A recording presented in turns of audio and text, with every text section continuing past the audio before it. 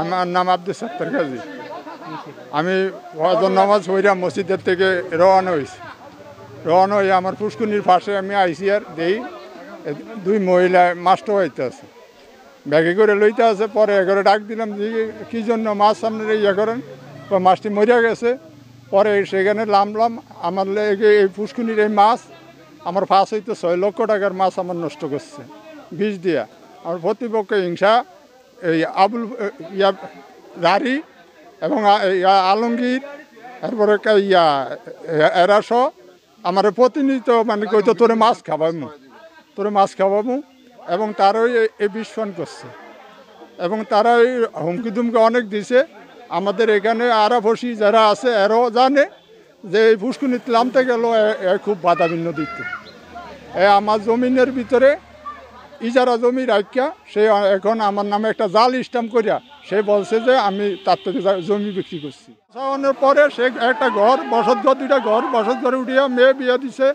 এখন সে আমার নামে একটা জাল স্ট্যাম্প করিয়া সে বলতে আছে যে আমি তার থেকে জমি বিক্রি করছি। আমি তার থেকে জমি বন্ধক রাখিয়া 22,000 টাকা আনছি। স্ট্যাম্পটা জাল, আমি কোনো স্ট্যাম্প করিয়া দেই না, স্ট্যাম্প জাল। এখন কি চাই? আমি এখন আইনানুগ ব্যবস্থা চাই, আমি সুবিচার চাই। অভিযোগ করছেন থানায়? যে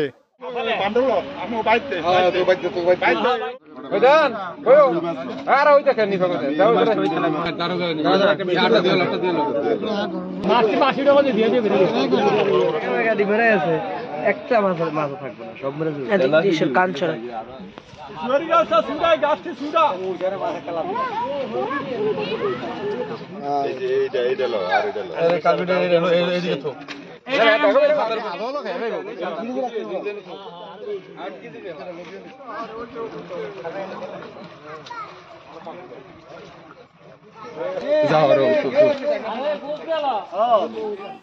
আমি 2 নং আলগি উত্তর ইউনিয়ন 8 নং ওয়ার্ডের ইউপি সদস্য।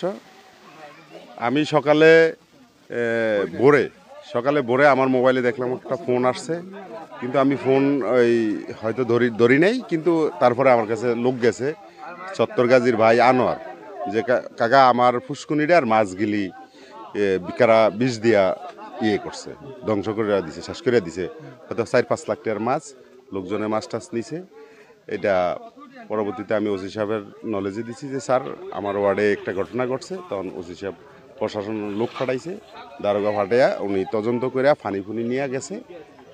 এতটুকুই আমি জানি। তবে যে এই দুর্ঘটনা ঘটাইছে ওনার আইনানুগ ব্যবস্থা নেওয়া হোক এবং তার শাস্তি আমি কামনা করি।